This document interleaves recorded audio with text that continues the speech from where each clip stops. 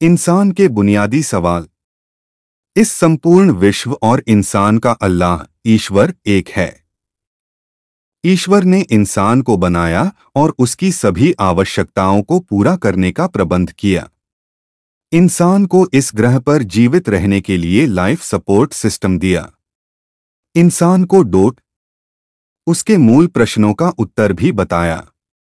इंसान को क्या कोई बनाने वाला है? अगर है तो वह क्या चाहता है? इंसान को पैदा क्यों किया गया?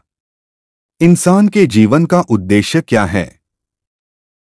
अगर है तो उस उद्देश्य को पाने का तरीका क्या है? इंसान को आजाद पैदा किया गया या मजबूर? अच्छी जिंदगी कैसे गुजारी जा सकती है? मरने के बाद क्या होगा? इत्यादि।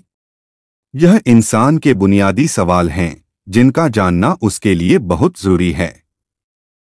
इंसानों में से ईश्वर ने कुछ इंसानों को चुना जो पैगंबर ईशदूत कहलाए। उन्हें अपना संदेश भेजा जो सभी इंसानों के लिए मार्गदर्शन है। पहले इंसान व पैगंबर हजरत आदम अलैहि से लेकर आखिरी पैगंबर हजरत मुहम्मद सल्लल्लाहु अलैहि वसल्लम तक अनेक ईशदूत आए जो कि हर कौम में भेजे गए। सभी ईशदूतों ने लोगों को उन्हीं की भाषा में ईश्वर का संदेश दिया। प्रश्न यह है कि बार बार अनेक पैगंबर क्यों भेजे गए? वास्तव में प्राचीन काल में परिवहन एवं संचार के साधनों की कमी के कारण एक जगह की खबर दूसरी जगह पहुंचना मुश्किल थी। दूसरे यह कि लोग ईश्वर के संदेश को बदल देते थे। तब जरूरत होती थी कि दोबारा ईश्वर का संदेश आए। सभी पैगंबरों ने एक ही संदेश दिया कि ईश्वर एक है, दुनिया इम्तिहान की जगह है और मरने के बाद जिंदगी है। पहले के सभी पैगंबरों का मिशन लोकल था, मगर आखिरी पैगंबर हजरत मुहम्मद सल्लल्लाहु अलैहि वसल्लम का मिशन यूनिवर्सल है। आखिरी पैगंबर पर ईश्वर का जो अंतिम संदेश कुरान उतरा, उसकी हिफाजत की जिम्मेदारी स्वयं ईश्वर ने ली है। 1400 साल से अधिक हो चुके हैं, मगर आज तक उसे बदला नहीं जा सका। ईश्वर का संदेश अपनी असल शक्ल मूल रूप में मौजूद है, इसलिए अब जरूरत नहीं है कि कोई नया ईशदूत आए। कुरान का केंद्रीय विषय इंसान है। कुरान इंसान के बारे में ईश्वर की स्कीम को बताता है। कुरान बताता है कि इंसान को सदैव के लिए पैदा किया गया है और उसे शाश्वत जीवन दिया गया है।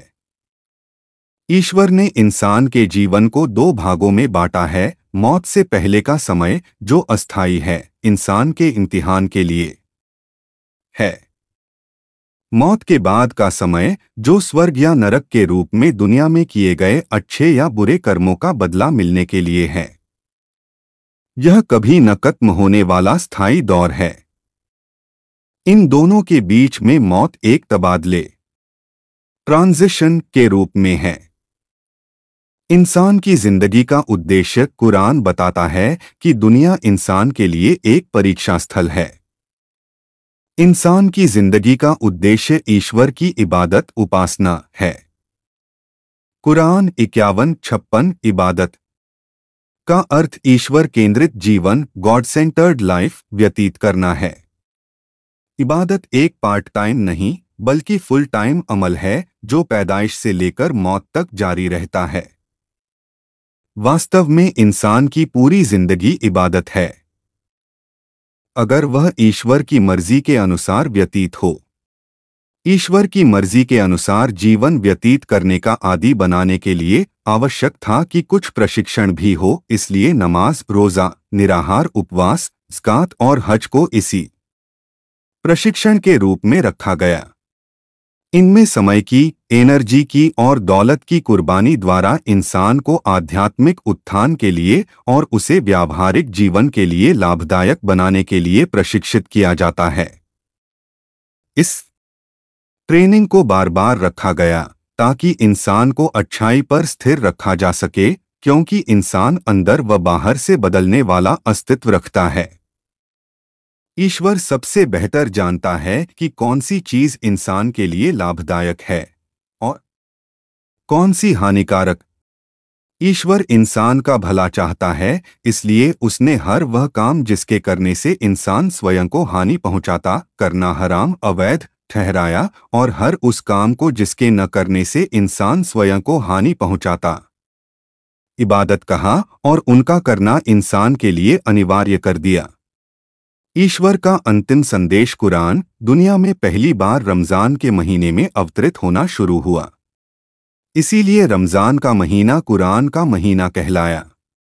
इसे कुरान के मानने वालों के लिए शुक्रगुजारी का महीना बना दिया गया और इस पूरे महीने रोजे रखने अनिवार्य किए गए।